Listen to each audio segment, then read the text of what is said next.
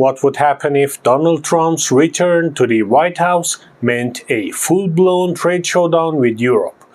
Picture this: luxury cars, fine wines, and even olive oil facing steep tariffs, shaking the very foundation of Europe's economy. With Republicans firmly controlling Congress, Trump has the green light to unleash his tariff playbook, and Europe could find itself in the crosshairs. Today we are diving into how Trump's policies could reshape Europe's economic landscape, what strategies Europe might deploy to counteract, and why the next move could alter global financial dynamics for years to come. Stay tuned, there is a lot at stake here. And before we get started, if you are enjoying this deep dive, hit that like button and share this video with your friends who love global affairs. Let's get the conversation going. Remember Trump's first term? He slapped a 25% tariff on iconic European products like cheese, wine, and olive oil, not to mention 15% on aeronautical parts and more on luxury goods.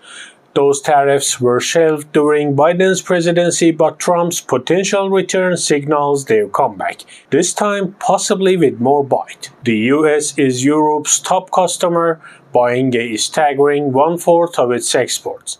If these tariffs hit, industries across the board will feel the pain. In automobiles, big names like Volkswagen and Renault might struggle to compete in the US. In chemicals, Bayer and BASF could see their operations disrupted. In luxury goods, Louis Vuitton and Adidas may face steep costs hitting their bottom lines. And in agriculture, from Spanish olive oil to French wine, key exports could face unprecedented barriers. With Republicans fully backing Trump's tariff agenda, resistance within his own party, seen in his first term, is no longer a factor. Europe has a tough decision: play along with Trump's terms or mount a strategic resistance. European leaders like Spain's Pedro Sanchez are already extending olive branches, congratulating Trump and hinting at strengthening ties. Germany, Greece, and France have joined the chorus. But will goodwill gestures be enough for a leader like Trump?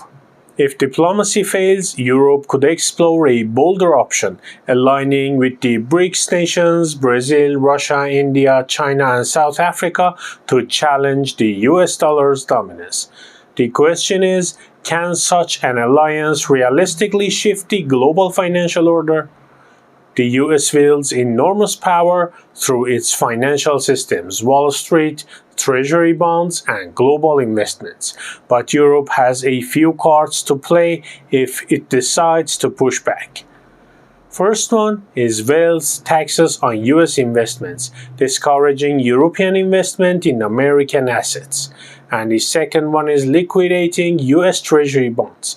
This could destabilize markets and weaken the dollar, forcing a US response.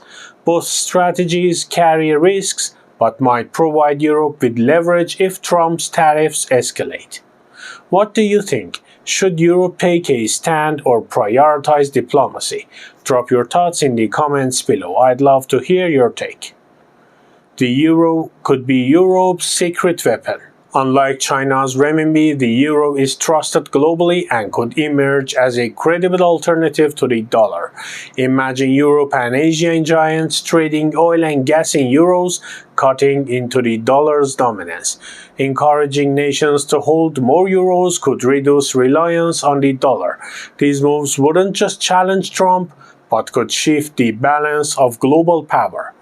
To truly challenge the dollar, Europe might need to rally not just BRICS nations but also traditional US allies like Japan and South Korea.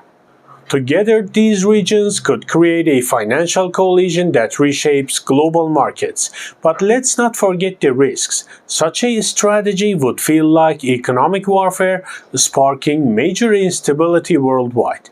Trump has already hinted at retaliating with 100% tariffs on countries ditching the dollar, setting the stage for a high-stakes showdown.